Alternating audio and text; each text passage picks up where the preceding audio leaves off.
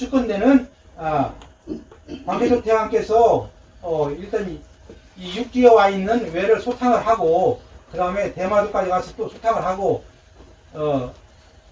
다시 이 해상로는 뭐 이미 있었던 거니까 이 길을 따라가지고 계속 열도 안으로까지 진격한 게 아니냐. 그것이 그런 기록이 예를 들면 광개토 태왕 뭐 10몇 년쯤을 말할 것도 없고 결국 400년 경자년 쪽에 나오는 임나가라의 설명이 바로 그것이 아니겠는가 이렇게 설명을 해봤습니다.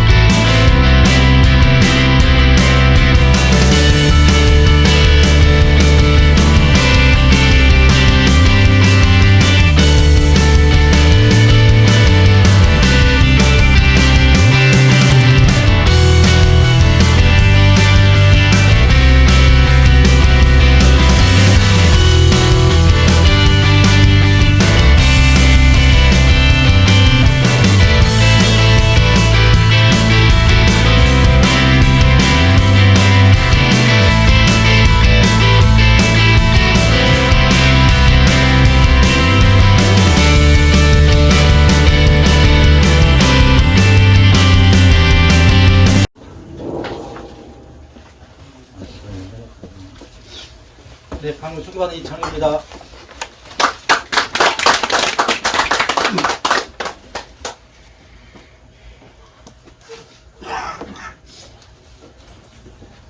오늘 제목을 광개토 태왕명기에 나타난 외의 실체 이런 제목으로 말씀드리겠습니다.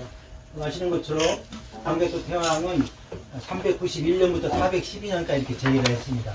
그래서 3세기 말, 또 4세기 말, 5세기 초에 제임을 했던 분으로 기억을 하시면 되겠습니다. 이것이 유명한 광개토 태왕 비입니다. 비고 이렇게 우리 사람이 있으니까 이 비의 높이를 대략 짐작할 수 있겠죠. 한 6m 높습니다. 네. 비는 앞에 1면, 2면, 3면, 4면 이런 형태로 지금 되어 있고요. 각 4면에 같이 글자가 적혀 있는데 정상적으로 보면은 1802자여야 됩니다. 그런데 지금 현재 한 140여 자가 지금 마면된 상태로 있습니다. 뒤에는 광개토 태왕의 이름이 국가항상 광개토경 평안 호태왕 이렇게 되어 있고요. 또 다른 이건 1946년 경주에서 발견된 호우에는 국가항상 광개토지 호태왕 이렇게 이름이 되어 있습니다. 저는 이제 이 강의에서는 광개토 태왕, 이 태왕이라는 말을 우리가 좀 아직 입에 낯설지만은 광개토 태왕을 얘기할 때는 태왕이라고 불러주는 것이 맞지 않은가 이렇게 생각합니다.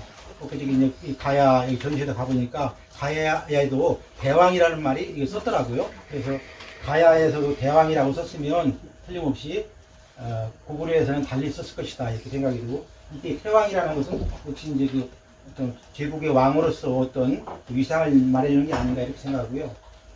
그냥 우리 이제 일부 이제 우리 기존 역사학자들은 그냥 광개토 왕, 그냥 잘 해봐야 이제 광개토 대왕 이렇게 불러주고 있는데, 어떤 비문에도 있기 때문에 태왕으로 이렇게 불러주는 것이 맞지 않는가 이렇게 생각합니다.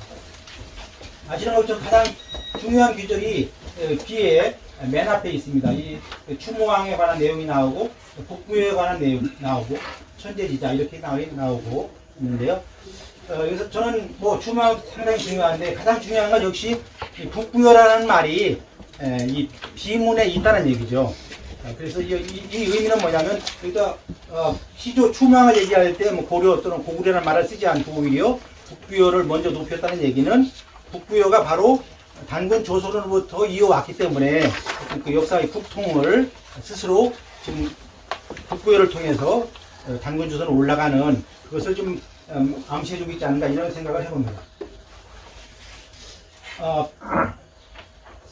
비문은 전체적으로 1면, 2면, 3면, 4면 이렇게 되어 있는데요. 앞에는 이제 소름격이고 1면의 중간부터 삼면의 중간까지가 이제 그 태왕의 공운을 기록한 정벌 기록을 하고 있는 내용입니다. 그 다음에 마지막에는 이제 그 수묘, 능비를 어떻게 관리해라. 우리가 생각할 때 이 귀중한 비에다가 능비 관리하는 것까지 적을 정도였으니까요. 어떻게 보면은 이상하다 할 정도인데, 그런 것에서 저는 느끼는 게 우리가 지금 이해한다면 이 왕을 모시는 어떤 그 충성 또는 또 후대 왕으로서는 어떤 그 효심이 이렇게 작용하고 있는 것이 아닌가 이렇게 생각을 해봅니다. 시간 생각하겠습니다.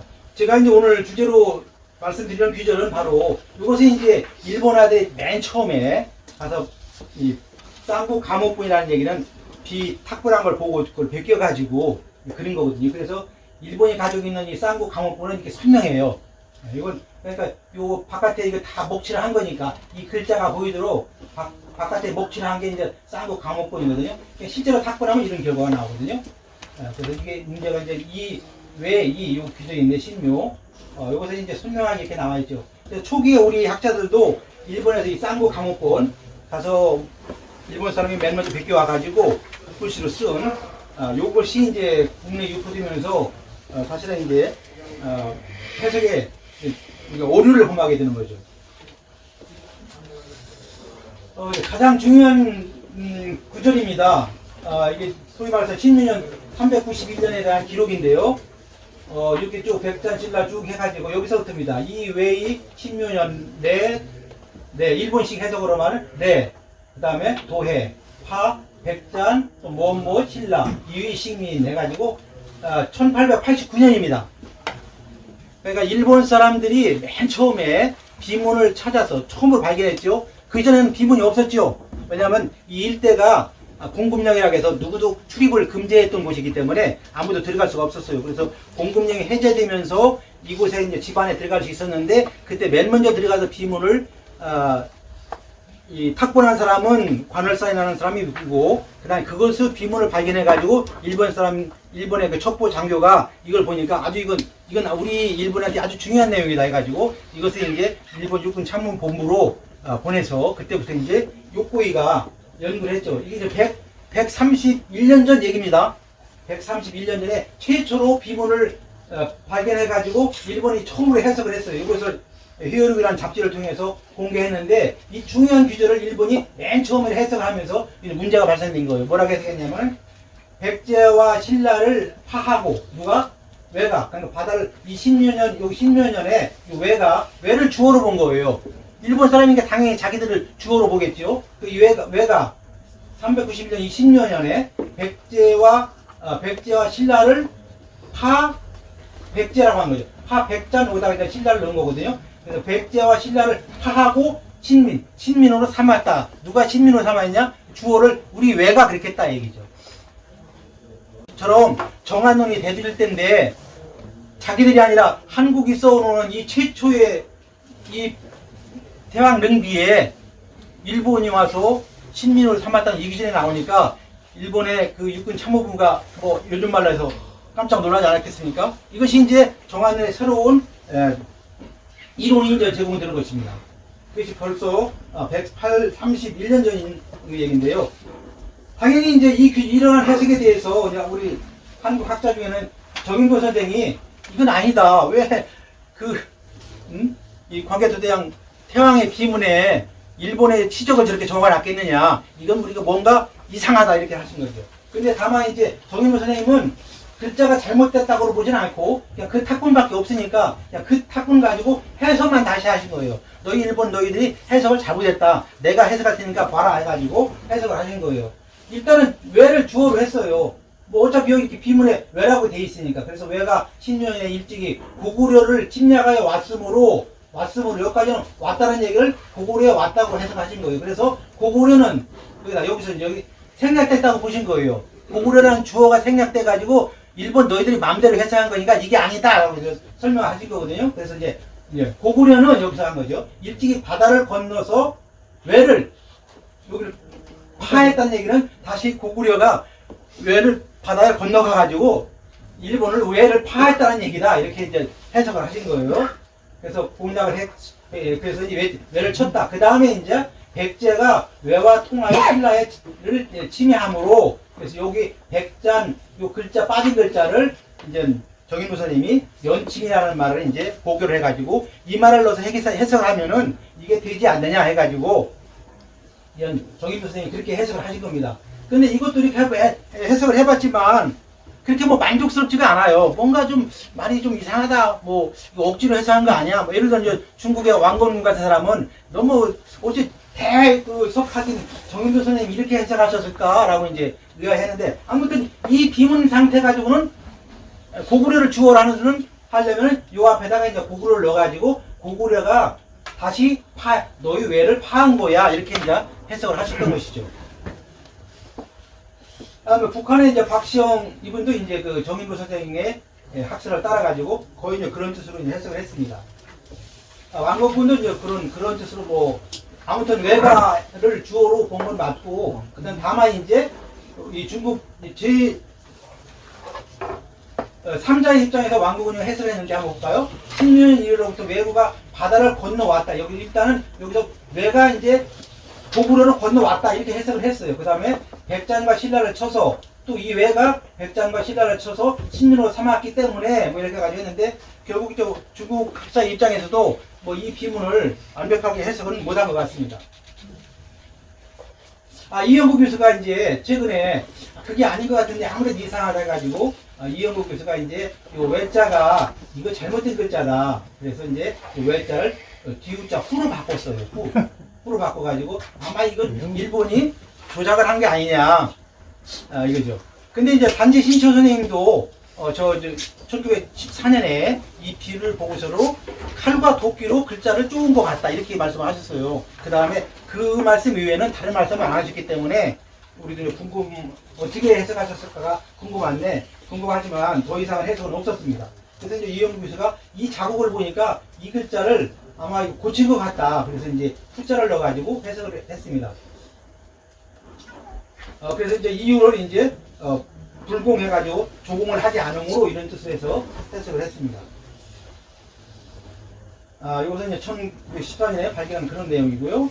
그냥 제가 이렇게 해봤습니다. 그래서 아무래도 이 글자가 이영국 교수가 말한 대로 여기가 이 외자가 이게 글자가 혹시라도 조작된 글자, 변조된 글자라면은 뭐였을까? 원형은 뭐였을까? 제가 찾아본 바로는 여기에 우리 제자가 들어가면 제자 태왕께서 했다고 하면 주어가 딱 들어가면 그냥 문장이 다 풀려버리는데 한번 제가 이제 시험을 해본 겁니다. 한번 제가 이제 이 제자를 넣어가지고 해석을 해본 겁니다. 그래서 제가 했다면은 여기 태왕께서 신묘년, 이 신묘해가 이 광개토장이 즉위한 해예요. 그러니까 즉위한 해에 즉위한 분의 업적을 서술하는 게 이 비의 목적상 맞지, 갑자기 여기에 그 즉위한 해에 일본이 등장할 필요는 없는 거잖아요. 그래서 이제 제가 해석한 바로는 아무튼 제가 태왕께서 신묘년에 등극한 이래로 바다를 건너 백제에 이어 외를 바다를 건넜다는 얘기는 틀림없이 마지막 종착점은 외겠죠. 태왕이 제가 태왕께서 바다를 건너 갔는데 어디로 갔느냐? 백제를 치고 그 다음에 외까지 가가지고 백제를 외를 격파하고 그 다음에 이제 신라는 별도지요. 신라는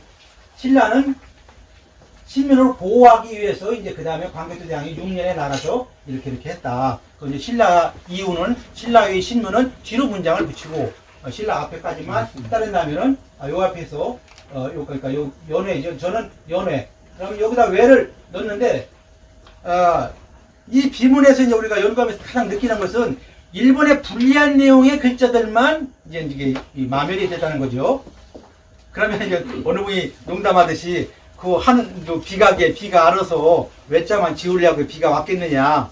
틀림없이 일제가 이 내용을 보고서로 먼저 발견한 일본이 외에 관계되는 내용은 다 지웠을 것이다. 이렇게 이제 생각을 한다면 틀림없이 지운 안 보이는 이 글자에 외가 있었을 것이다. 이렇게 생각하고, 그럼 당연히 주어는 태왕이 이렇게 했다라고 설명하는 게 맞지 않을까 이렇게 생각합니다. 특히 이제 제가 이제 그렇게 말할 수 있는 근거는 보십시오.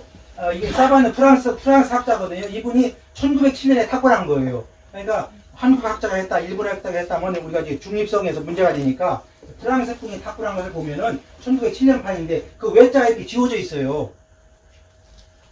그러니까 수많은 외자가 이제 정상적으로 나와 있는데 왜 외자만 이렇게 지워지고 흐리하게 이렇게 됐을까? 틀림없이 이때부터 일본에 어떤 그 지금 변조 조작이 좀 들어가게 있지 않을까? 이것이 만약에 정확히 외자에 했다면은 일본이 안 건드렸겠죠. 얼마나 위대한 역사인데 이 글자를 건들겠습니까? 외자가 아니었기 때문에 이 글자를 건들기 시작한 거죠. 그러면 제가 생각한 그 제자는 어디 있냐면은 그 비문에 아까 천재지자 했던 그 이 제자를 여기다 대입하면은 가장 이 제자가 보십시오.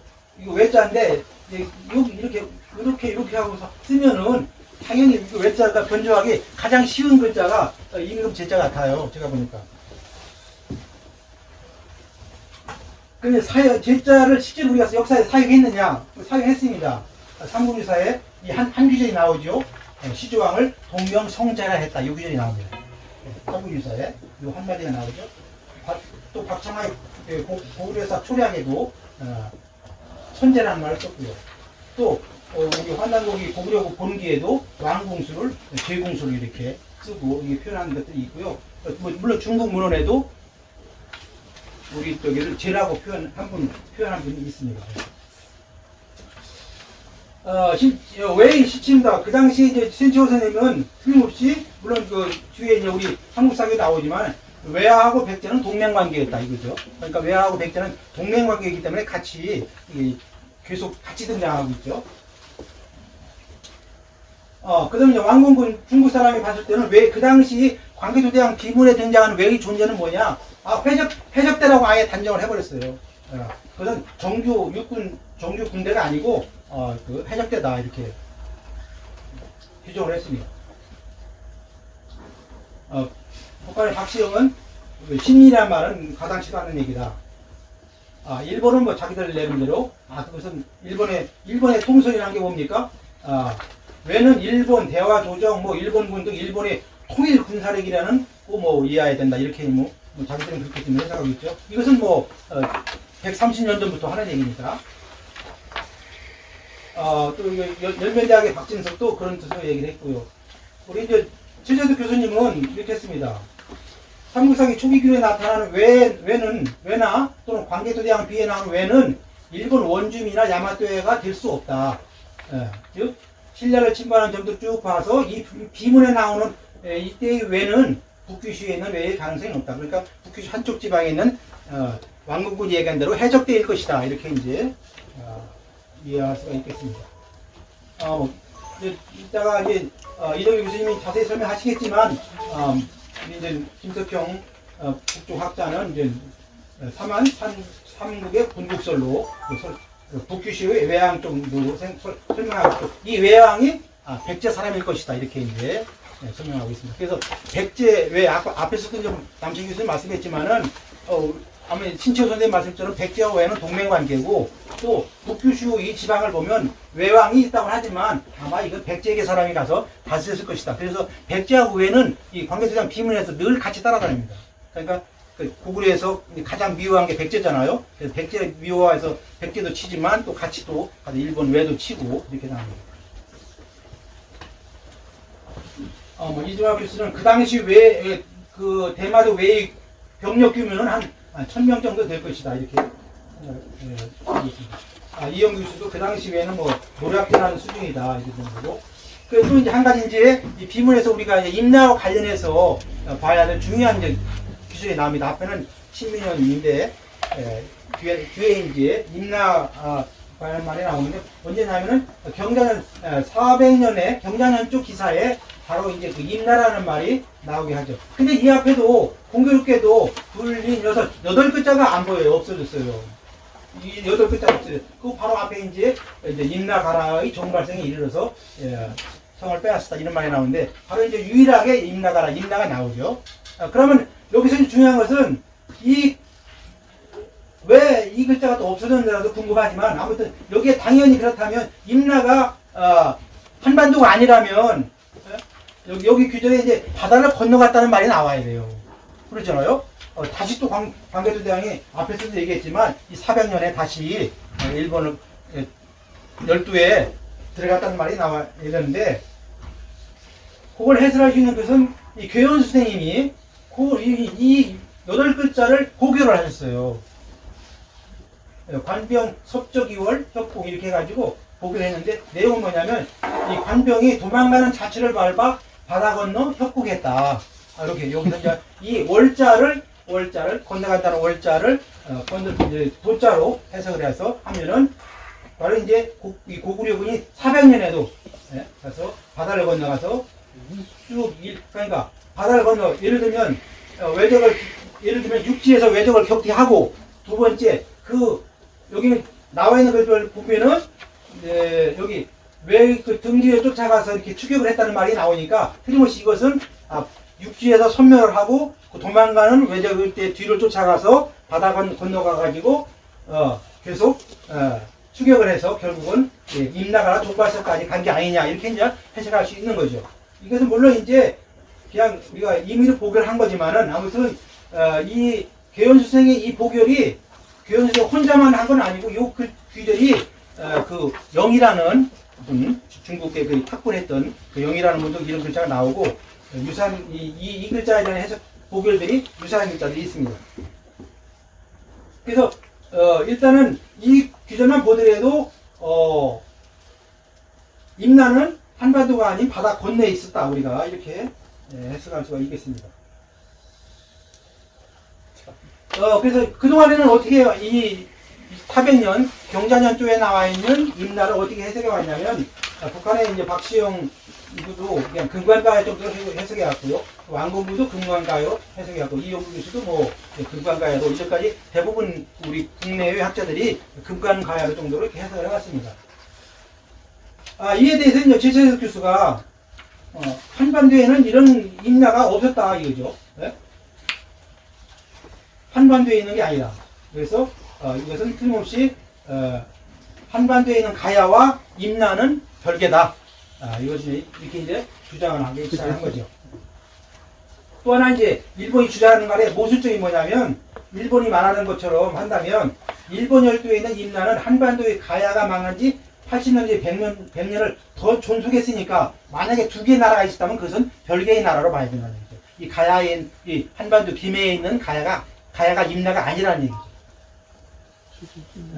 또 문정창 뭐 아시죠? 이분은 뭐 일찍이 이건 대마도다 이렇게 설명하셨고, 또 최대석 교수도 그것은 그 일본에 문헌에 보니까 뭐 스쿠시에서 뭐 2000여리에 떨어져 있다 한 거 보니까 그것은 틀림없이 대마도일 것이다 이렇게 하시고, 이병선 교수도 뭐 한남국 이용해서 대마도 이렇게 얘기를 했습니다. 그 다음에 이제 앞에는 이제 문정창 교수 이후, 민정창 교수 이후로 이제 그 임나는 바로 대마도라는 학설이 계속 최재석, 이병선 이런 분으로 이렇게 이어져 내려오고 있고요. 북쪽 학자에 의해서는 더 멀리 이쪽 대마도가 아니라 더 일본 열도 안으로 들어가서 있었을 것이다 해서 이 김석형이 그러한 어느 2년적 기치로 이제 마련해내고, 조이순 이분이 임나는 뭐요? 오카야마 현에 있는 것이 바로 임나일 것이다 이렇게 설명을 하고 있습니다. 나중에 이따가 자세한 설명을 해줄 것 같습니다. 이 오카야마 현이 대강 여기가 북규슈고, 여기 이쪽에 대마도고 북규슈고, 오카야마는 이쪽입니다. 여기 오사카의 서쪽입니다. 그래서 이제 조이순 이분은 그래서 이 임나는 가야의 분국이다. 가야의 소국이고, 가야의 소국 분국뿐만 아니라 신라의 분국도 이 근방에 다 있었다. 백제 분국, 고구려 분국이 다 이 근방에 있었다 이렇게 설명을 하고 있습니다. 이것이 이제 조이승이 말한 그러니까 사분국설이죠. 가야, 고구려, 백제, 신라의 분국이 이 일대에 있었다 이렇게. 이제 윤내인 교수도 이 일대를 오카야마 현의 가야 계통의 지명을 찾아가지고 이렇게 거의 일치합니다. 이 일대가.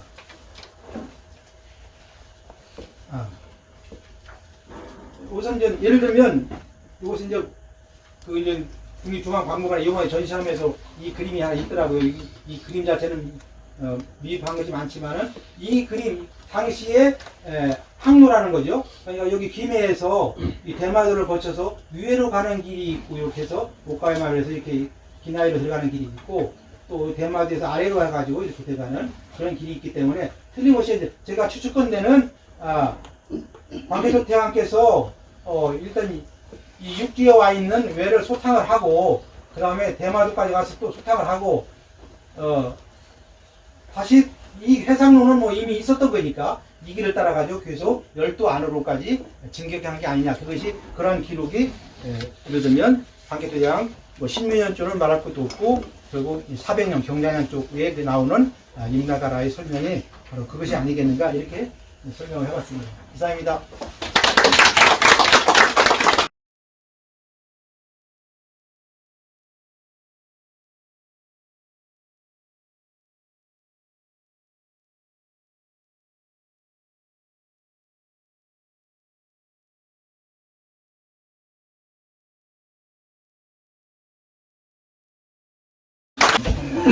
네, 이창구 박사님의 광개토 태왕릉비에 나타난 외의 실체에 대한 그 발표를 잘 들었습니다. 그 역사라는 것은 민족의 혼인데 우리 민족은 우리 역사를 잃어버렸어요. 뭐 제가 이 쓴 논평을 위주로 읽어가면서 설명을 드리겠습니다. 단재 신채호 선생은 안정복이 동사강목을 지으면서 내란과 빈번한 외적의 출몰이 동국의 도사를 탕자않게 했다. 근데 그 글을 읽으시면서 아주 개연히 반박을 하면서 조선사는 내란이나 외구의 병화에서보다 조선사를 저작하던 그 사람들이 손에서 더 탕자되었다. 이렇게 이제 일갈하셨는데요. 지금 임나일본도 설이 한국에서 이 항명하는 현 상황을 보더라도 이것은 지금도 유효한 얘기가 아닌가 이런 생각이 듭니다. 자, 여러분들이 발표를 들어보셨겠지만 이창구 박사님의 그 발표는 두 가지로 요약이 돼요. 신묘년조에 대한 해석이죠. 그런데 신묘년조에 대한 설명을 쭉 하시면서 그 외라는 글자를 재라는 글자로 보면은 그 해석이 좀 부드럽지 않느냐. 이런 해석이죠. 그런데 글자를 이렇게 바꾸어서 해석을 할 때는 굉장히 조심을 해야 되죠. 그것은 결코 쉬운 일이 아니거든요. 그래서 그 앞에 그 재라는 글자가 딱 한 번 나옵니다. 천재지자다. 응? 그런 말이 나오는데 이제 그 재자와 제가 볼 때는 그 재자와 뒤에 있는 그 외자를 보면은 굉장히 달라요. 다르기 때문에 그것을 그 일제가 그 재라는 글자를 외라는 글자로 변조를 했다. 이렇게 하는 것이 조금 좀 무리한 것이 아닌가 저는 그렇게 생각이 듭니다. 그리고 이제 태왕릉비에서는 전부 왕으로 썼어요. 광개토 태왕을 재라고 쓴 구절이 하나도 없거든요. 천재지자 할 때 제자는 하느님 제자예요. 하느님의 아들이다. 그래서 그 내용이 조금 다르고 물론 이제 다른 데서 고구려의 임금을 재로 쓴 구절이 많다는 근거를 대셨는데요. 그 다음에 이제 뭐 결국 그 지금 마멸된 글자에 대해서는 아까 그 신라 앞에다가 연외라고 이제 이렇게 했는데 뭐 이 문제는 뭐 누구든지 자기 생각을 가지고 글자를 넣어가지고 해석을 할 수 있고 일본 사람들도 임나라고 그랬거든요. 신묘년에 내연을 내하여 도해 파 백잔 임나 뭐 신라 그래서 이위신민. 그래서 저는 이제 저도 한문을 하는 사람 입장에서 이위신민이라는 것은 신민으로 삼았다라고 해석을 할 수가 없어요. 우리가 이위라는 것은 우리가 의동사라고 합니다. 의동사라는 것은 뭐뭐라고 여기다 이렇게 하는 거예요. 한문에서. 그래서 신라를 신민이라고 여겨서 이렇게 해석을 해야 되거든요. 고구려 입장에서는 신민이라고 여겨가지고 이제 그 병신년에부터 그 백제 본국을 치기 시작하거든요. 그래야지 이제 문장이 부드럽지. 뭐 신민으로 그 삼았다. 2위를 이렇게 해석하는 것은 전뭐 한문하는 입장에서는 굉장히 그 무리라고 생각이 듭니다. 그래서 이 외를 제로 바꾼 것은 뭐 이건 뭐 앞으로도 연구를 해야 될 문제라고 생각이 들고요. 그 다음에 이제 그 도대체 그 임나 가라에 대해서 이제 수많은 사람들이 뭐 지금의 그 토의 사학자들은 전부 그 임나가라의 지명 같은 것을 한반도 남쪽에서 부정을 하고 일본 사람들도 그렇게 많이 하고 있는데 일본에 있다라는 관점을 문정창의 대마도설, 김석형의 일본 열도 분국설, 또 김석형의 그 분국설을 계승한 조이승의 가야의 그 분국으로 오카야마현 이제 기비에 있다는 설, 이런 설을 소개를 하고 마지막에 운초 계연수 선생이 그 관병이 석적이 월하야 협공했다. 8글자를 그 보충한 것을 넣어서 해석을 했는데 뭐 저는 굉장히 이거는 뭐 좋은 해석이라고 생각을 해요. 저도 뭐 여기에 대한 논문을 한 편 썼는데 운초 계연수 선생이 1898년에 가서 광개토 태양피를 탁권을 합니다.